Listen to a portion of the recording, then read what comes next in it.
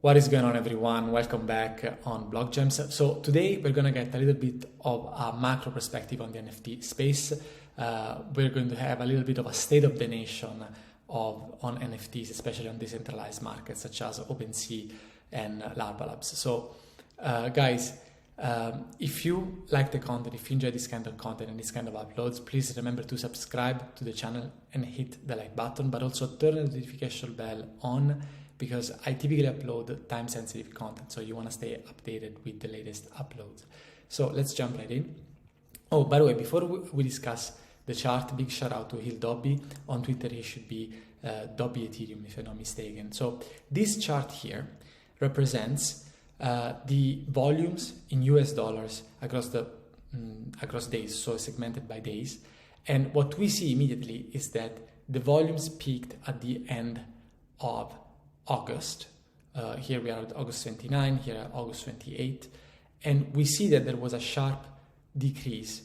And now we are not in a particularly high volume environment. Now this is worrisome to me, because when volumes are particularly low, what happens is that, NFTs are like stuff in a shop. So everyone on OpenSea has a shop, and you have the prices up for your items that you're trying to sell in your shop. And if volumes are low, it means that there is not much business going on. People are not showing up willing to buy at those prices. So one of the things that you could do is to lower the prices to attract buyers. This will certainly increase the volumes, but will also massively decrease the prices. So if sellers get nervous because nobody's showing up at their doors, then what they could do is to lower the prices. So ideally, you want to have a very fluid market, a very liquid market, and this is not what we're seeing right now. There is also another topic that I wanted to discuss, is that typically floor prices increase a lot, have peak days and all-time highs just a couple of days after the peak in volume. So basically, volumes represent a leading indicator so far for floor prices. These seem weird, but we have seen this pattern in many projects, and I will give you some examples, some practical examples to you in a moment. So another chart that I want to discuss with you is this one. This is a super important one, guys, because if you look at this chart, you can see that the NFT markets, when it comes to volumes, moves in S curves. So this is an S curve that we are forming, and we are rounding up this angle here. We're rounding up this curve here, which means that there will be less and less volume going forward if this S curve comes to completion. And before, like when we were in February and March, we saw another S curve. This is a clear S curve forming. So you have an explosive part, which is sort of an exponential growth, and then you start growing much more marginally as you go further. And then this cycle is repeating now again. But also, if you look at what happened in August, also this is you need to squint a little bit to see it, but this is also a mini S curve here. And you always have, when it comes to weekly volume, this surge and then flattening out, surge and then flattening out.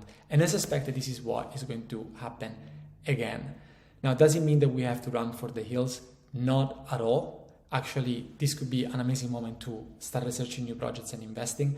It just means that probably the next war, so the next big run up, is not going to be in the same types of projects that defined this war, defined this rally here.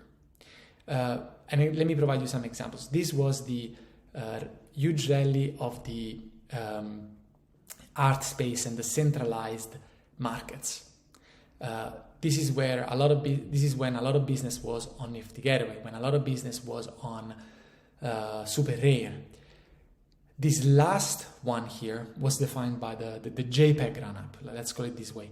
So there were so many, and there are so many projects in the 10K JPEGs realm of this generative art or generative avatar kind of projects, and we have seen a huge explosion of this kind of projects. This one here was maybe the rarible one. I'm not too sure, not 100% positive about how to define it, but there was a time, and let's discuss this, guys. There was a time when Rarible was bigger than OpenSea.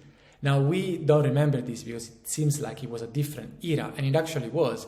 But there was a time where Rarible, you see here, Rarible was much bigger than OpenSea. And why this is important? Because this curve here, this part here, was probably defined by a surge in transactions, in transaction volume on that market, but in general, it was that kind of rally, that kind of war where the hype was around a certain type of projects, a certain type of NFTs. So another chart that I want to present to you to discuss, to elaborate on this thesis further is that this trend around the 10K avatar projects is rather mature, in my opinion. And we see this because the number of buyers is much higher in terms of proportion compared to the number of sellers. So there are many more buyers than there are sellers. What does it mean? Because for every purchase you have a sale, that's clear. But maybe one seller is selling to multiple buyers. And this is typically occurring into the most mature phases of a trend when the smart money has already bought a long time ago, and so it's selling their bags to the new entrants. And we saw this happening at the end of August. Now, you could elaborate the entirely opposite position, because even in mid-August, I could have told you exactly the same thing, and then we deflated a little bit, and then we reinflated a new one immediately, which was the biggest run-up so far. So take this with a grain of salt, because it could be argued in exactly the opposite way. So I'm really showing you even the bias that I could have. Also, one note, if the volumes pick up again, I will flip bullish on many projects that I've been bearish so far about. So I'm very loosely attached to this kind of bias that I have right now. Also, one thing that I wanted to discuss with you is that there have been projects that have been constantly going up, literally up only, constantly on a tier. One example is CyberKongs. This chart represents CyberKongs, although it doesn't say it here. By the way, big shout out to Adsmaru on Dune Analytics. And this chart shows that this project has been relentlessly going up, not taking a break. Same thing we could say for Lazy Lions, always going up. But many other projects have had a completely different development. If we look at Pudgy Penguins, we see that the peak was around the end of August. And now it's sort of zigzagging here, not doing much. And what did we say at the beginning of the video?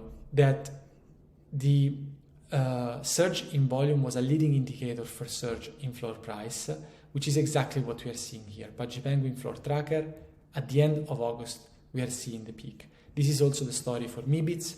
At the end of August, we are seeing a peak. Same for Void Attractors, end of August. For Forgotten Runes, also popular project, we are toward the end of August as well, although not exactly the very, very end. Same thing, CryptoArte. So there are many examples of this going around. So guys, I hope this video provides you with some insights. The takeaway here is that if you are after multiples, if you are in the NFT space because you want to make multiples, you don't want to just do a 20% of your investment. And by the way, if you want to do that, the NFT space is not the place to be, because there are much better return ratios, risk-reward ratios in other projects, banally in Ethereum, if you want to make that kind of return. So if you're in the NFT space, you probably want to make 2x, 3x on your investment, and you're taking huge risks to do that. And so if that is what you're after, probably being into the JPEG space right now is not the most rewarding space to be in. I'm not telling you what you have to do. None of this is investment advice, but I'm sharing you how I see things. And I think that trend is now very, very mature, and maybe the best opportunities are somewhere else. Personally, I will be looking into fashion, I will be looking into gaming, and I will present some of these projects in the upcoming days on this channel. So guys, please stay tuned and see you in the next video. Ciao.